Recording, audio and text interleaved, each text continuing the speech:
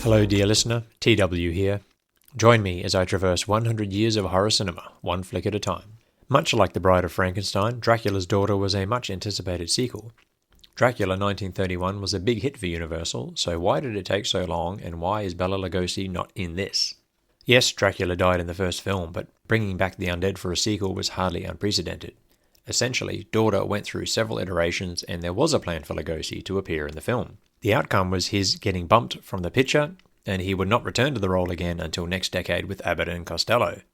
This troubled production also pushed the budget well beyond normal and was the most expensive of the Universal horror films up to that point.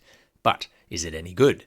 The film starts right at the end of the last as we see Van Sloan returning as Von Helsing, who confesses to the murder of the Count, which results in his arrest by two, here for comedic purposes, police officers. The comedy is pleasant enough, but dated. The henchman of Dracula's Daughter is a chilling but understated performance by Irving Pichel. He is sinister on two legs. Foggy London is suitably creepy, and more music this time around gives it a more pronounced dramatic emphasis. This was of course common by now, as studios became more accustomed to the technology of sound.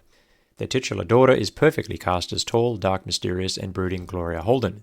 Perhaps it is the gender swap which led them to toning down the horror and making it more subtle and implied. She steals her father's body and burns it, hoping to remove the curse, and apparently Lugosi, from the franchise. This gives a more sympathetic touch to the monster this time around, one that is not matched until Lon Chaney Jr.'s turn at the Wolfman in 1941. The ensemble is better written and acted this time around. The female presence is far more useful plot-wise and therefore more tolerable. The hero of the story, Dr. Jeffrey Garth, played by Otto Kruger, would have been Peter Cushing if made a decade or two later. Indeed, he is more the Von Helsing character than the actual Von Helsing, who lends a hand later in the picture. Kruger's dynamic with his young, bossy secretary is entertaining and shows a good example of a romance, albeit without the characters knowing so, that drives the plot and feels authentic. The Countess is obsessed with our hero, hoping that he can save her from her curse, which is still evidently present. This drives the tension and the ultimate conflict. So what works and what doesn't? The sickening callbacks that began to plague Hollywood later in the century, example repeated lines in every Star Wars or Terminator property, are here also. This is a more innocent time and the trope was not yet overused. Holden's delivery of Lugosi's "I don't drink wine" is less striking, and some repeated shots don't hamper the film. A notable scene of lesbian attraction occurs, which outlines the tragedy through chilling build-up of tension.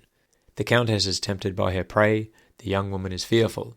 There are no winners in this encounter. This was daring stuff for the Hays Censorship Code era. Thankfully, the characters have greater agency. Exposition doesn't slow things down, so there is some mystery about what will occur next. While Lugosi's performance was more dominant, Holden does a fantastic job. However, unlike Dracula 1931, scenes without the main vampire are more engaging due to the better equipped cast. Therefore, while Dracula's first reel is unbeatable in horror cinema, the film is overall uneven. Daughter is more consistent throughout. Directing is sometimes flat but effective, with a nice use of mood and lighting. The pace is maintained throughout. Overall, Dracula's Daughter is a fantastic sequel and a notable entry in the genre. Not as iconic as the original, it nevertheless stands on its own 2 feet and is well worth any horror fan's time. Enjoy.